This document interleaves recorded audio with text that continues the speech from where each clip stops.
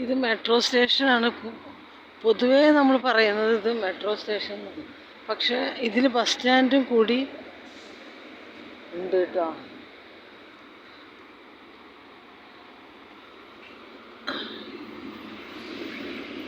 Bus സ്റ്റേഷനും കൂടിയിട്ട് അടങ്ങിയിട്ടുള്ളതാണ് metro station. Metro സ്റ്റേഷനൊക്കെ മേലെയാണ് ട്രെയിനൊക്കെ വരിക, മേലേക്ക് പോകണം. പക്ഷേ ബസ് താഴെയാണ്. താഴെ ഇതാ അവിടെയൊക്കെ കാണുന്നില്ലേ ബസ് സ്റ്റാൻഡ്.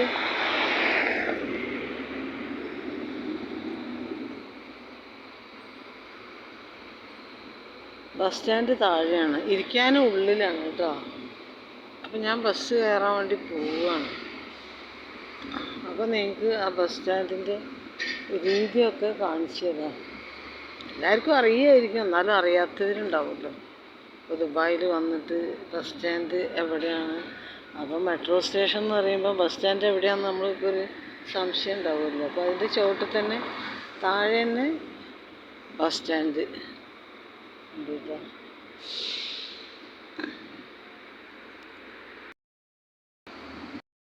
സൈക്കിള് സ്കൂട്ടറൊക്കെ ഇവിടെ വെച്ചതിന് ശേഷമാണ് എല്ലാവരും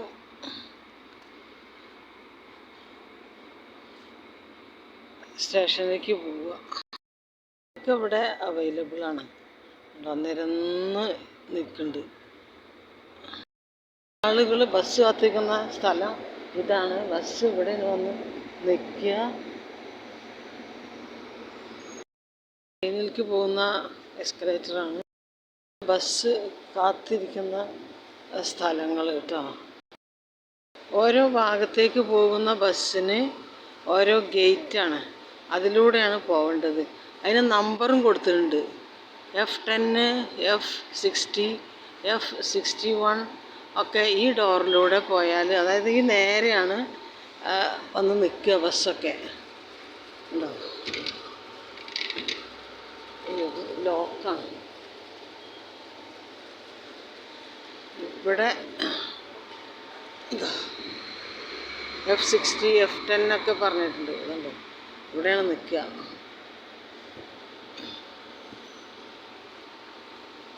അപ്പോൾ F10 എന്നൊക്കെ പറഞ്ഞാൽ മിർദിഫിൽക്കുള്ളതാണ്. F60 ഗോൾഡ് സൂക്കാണോ സംശയമുണ്ട്.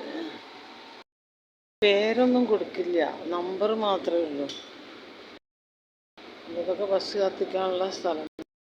4 വന്ന് F9, F10 വരെ ഉണ്ട്. ബസ്സിൽ പിന്നെ വലുതാക്കി പേരെഴുതിയിട്ടുണ്ടാവും ഇന്ന സ്ഥലത്തേക്കാണെന്നുള്ളത്. F10 വരെ ഇവിടെ ഉണ്ട്.